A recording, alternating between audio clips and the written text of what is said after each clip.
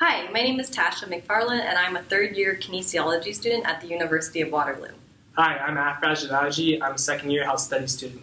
And our submission for the National Academic Challenge assessed the compatibility of the CSA Z1000 with Ontario's Occupational Health and Safety Act.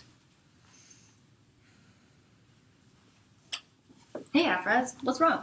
Hey, well, my dad's starting a new business and he's just having trouble meeting the health and safety requirements. It's starting to stress him out and it's just starting to wear me out too.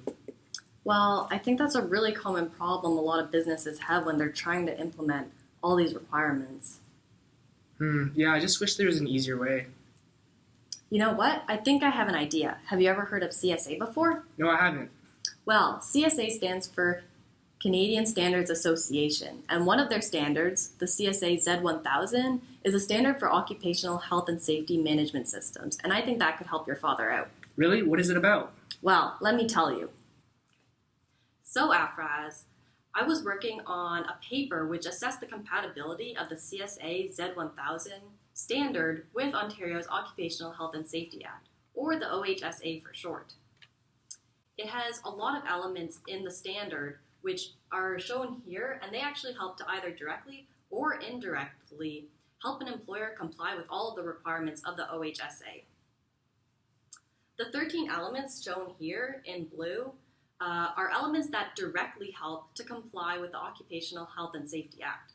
One example of this are the elements management, commitment, and leadership, worker participation, competence and training, and incident investigation and analysis, which help to fulfill the OHSA requirement number 8.5.1. And that just basically says the employer needs to ensure that health and safety representatives receive the proper training to do their job.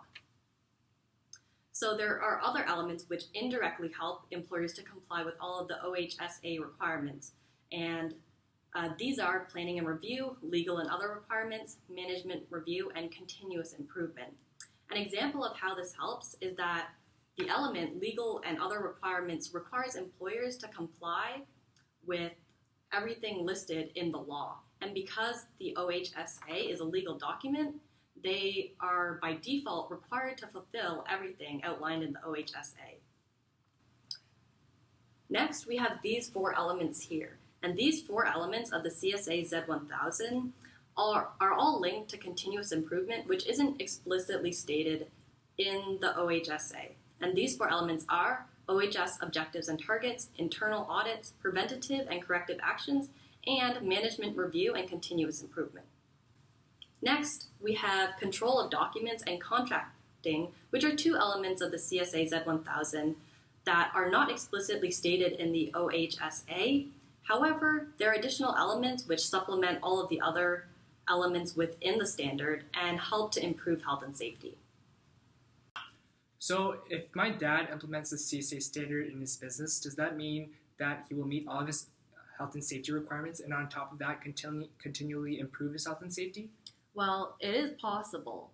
The CSA Z1000 doesn't automatically guarantee that he'll meet all of the requirements, but it'll certainly facilitate the process. Okay, but there's a lot of barriers to implementing health and safety initiatives. There's a lack of worker participation, lack of time, lack of resources. There's so many barriers, right? And I'm not sure if the CSA standard actually addresses those.